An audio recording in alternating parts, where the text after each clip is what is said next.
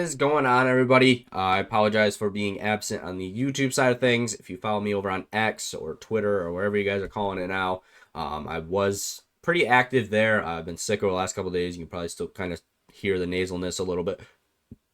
But I was active over there, keeping you updated on plays, seeing what's going on, talking about the Wemby ejection, different things like that. But over the last 3 days, we went 17 and 15, and we are up 1.06 units across the three major sports. I didn't do soccer over those couple of days. Again, just trying to get the main sports, main bets out there. You'll see if you're watching on YouTube, I don't have the overlay today. Was a little late getting out of bed, so we are just running through this one take. Hopefully I don't screw up too much. Now, NBA best bets for tonight. Recap. The Spurs, they get the edge. They're up 3 games against the Timberwolves. Not up 3 games, but they have 3 wins against the Timberwolves, so they are on, 1 game away from going on to the next round. Wemby goes off. Unfortunately, Castle falls just short of his points rebound, so unfortunate there. We go up 0.42 units on the last 3 days. Everything I go over as far as units, I was tracking over the last 3 days. So it's going to be a total of the last 3 days.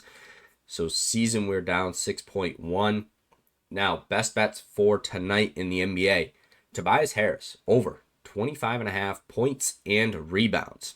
Harris against the Cavs has had 24, 26, 28, and 28. Then if we look at his games against the Magic, he's had 39, 32, 31, 26, 30, 27, 23. So in the entirety of the playoffs, he's missed this twice. And against the Cavs, he's missed this once. So he's definitely been a basically magnet for the rebounds. He's had 8 to 10 rebounds a game, almost like clockwork. It's just how many points can he tally up against it. Then we head over to Cade Cunningham, over 9.5 assists. It's been the same bet we've been riding with. The Pistons are set up to win. We've kind of been comboing that with Cade over 9.5 assists. It's just how it's been going. In wins, Cade has had 10 assists or more in 4 of the 5 games that they've won. Cade has had over 9.5 assists, or 5 of the 6. I don't know. He's missed it once. I know that. I didn't write that down, but he's missed it once. He had 7 assists in one of the games that they won. Everything else he's either had 10 or more. And then, very unique play here. Actually, just a kind of a unique trend, not really a play. We're taking the Pistons minus 4.5 versus the Cavs. The reason for that is the Cavs are undefeated at home and they are winless on the road in these playoffs. Don't know how you make it to the second round being winless on the road. I don't know how you're a playoff team and not able to win on the road, but they are 6-0 at home and they are 0-5 on the road. I don't understand it, but that's just the way things are going. They're at Detroit today, so they are on the road. So I'm taking the Pistons to win and cover minus 4.5. The Cavs want to extend the series. They got to figure out how to win on the road because it's going to be all Detroit going forward. Now, heading over to the MLB on the diamond. Last night, Wheeler ended with 4 strikeouts. Couldn't really get going there. The Rays, that trend seems to be over with. They had 10 or 11 games under in a row. Now they've had 3 games over in a row. So it seems to be the trend going away. I don't know if we want to back the over Rays or we kind of stay away and it's just going to be kind of flip-floppy going forward. We did cash the Braves money line, though, so we cashed that.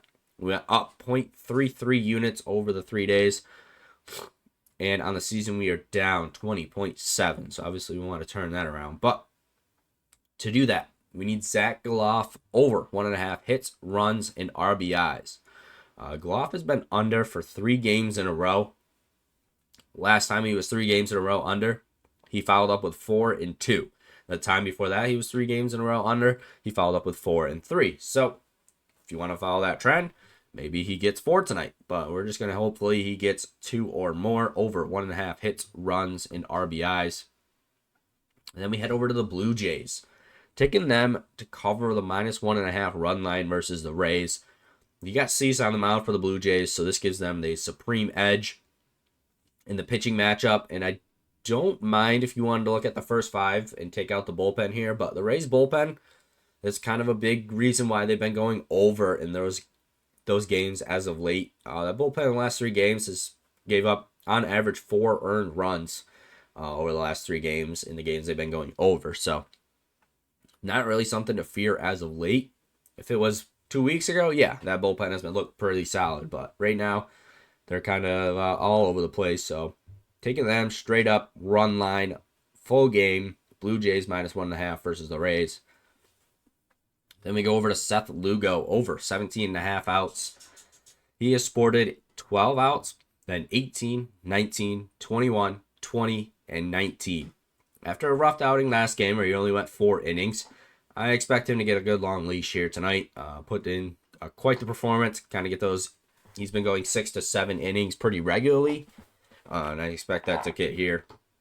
He sported a 3.2 ERA, which is heavily increased by a 7 earned run game where he still went 19 outs.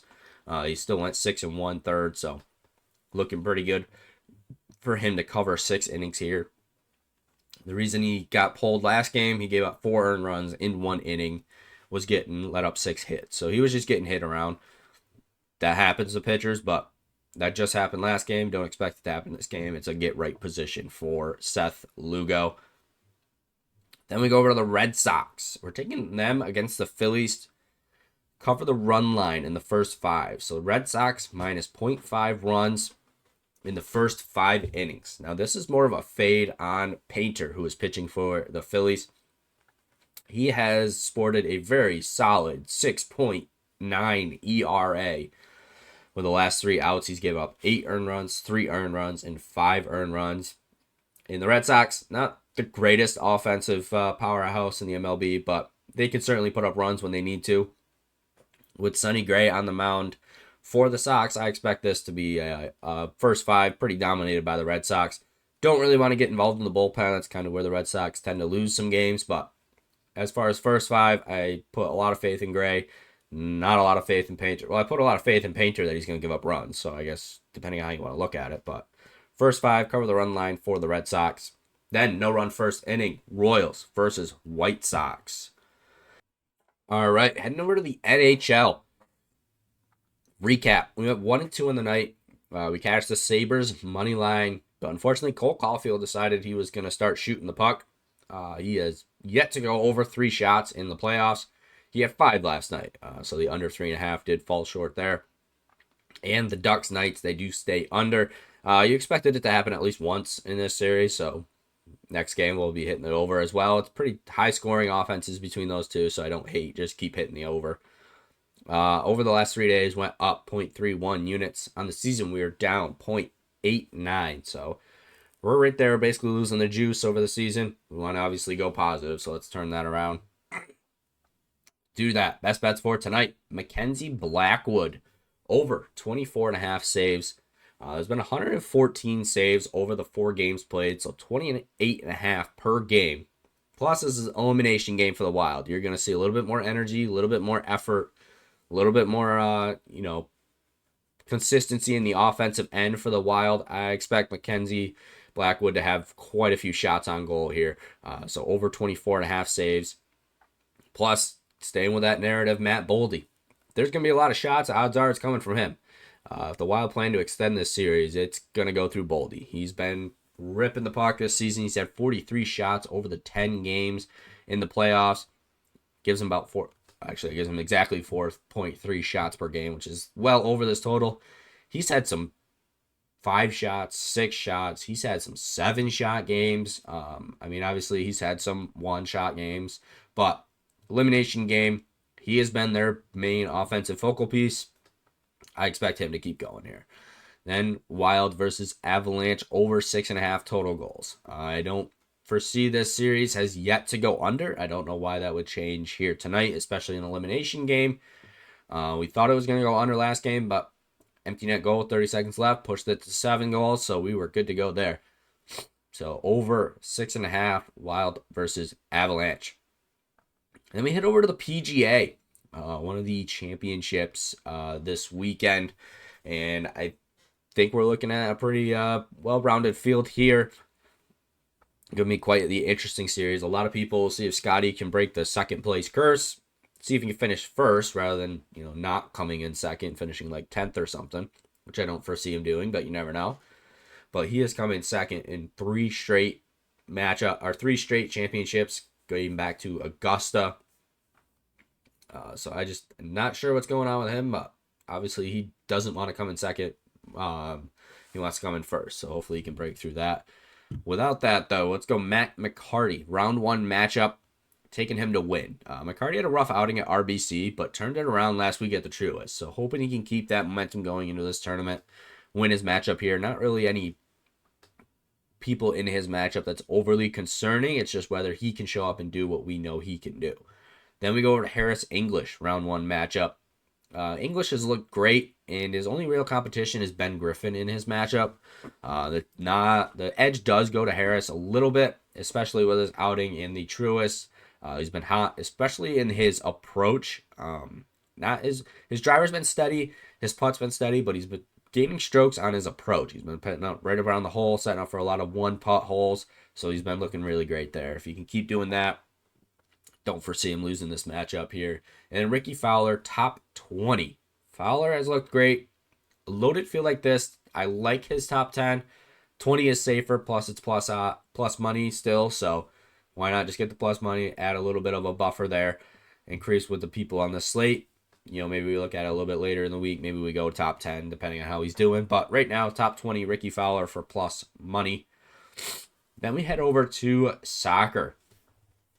Stay with the MLS. We're taking CF Montreal. 3-way money line, so the draw is in play. But we're taking Montreal to win versus the Timbers. Timbers are insanely hot or cold. They've scored 6 goals on Kansas City last week, and then they got shut out the week before. Then they scored 3 goals the week before that, and then they got shut out the week after that. They're all over the place. Montreal has been a consistent 2 to 3 goals a game. Timbers dropped 6 goals last week, so probably going to see some regression this week. Montreal has been putting in 2-3 goals a game like it's nothing. I expect that to kind of be the case here. They put up 2, they put up 3. Timbers goes 0-1. We're looking good. CF Montreal, 3-way money line, taking Montreal to win there. Then we go to Espanyol versus Atletico, taking both teams to score. The offensive weapons far surpass the defense on both these teams. I can certainly see an overwhelm of the defense there. I could see some pretty high scoring game between these two teams, but I don't even need to worry about that. I just need both of them to put one in the net. I don't care who wins. I don't care how many goals are scored. Just at least one for each team. Espanyol versus Atletico. And then we head over to Barca. 3-way money line. It's Barca with plus money. You don't really need much more convincing than that. Barcelona has been absolutely insane. Don't expect that to change here. You're getting plus odds to say they win. Give me that. I'll take plus money for Barcelona to win. Those are our best bets for the day. Today is Wednesday, May 13th. I appreciate y'all for watching. If you are on the podcast or even on YouTube, I've been very active over on X or Twitter, however you want to look at it. And definitely keep you up to date as games are happening. Anything else that I might throw around, get your guys' opinion on. Should we bet? Should we not? What do you guys think? Definitely a lot more personalized over on X. But until tomorrow,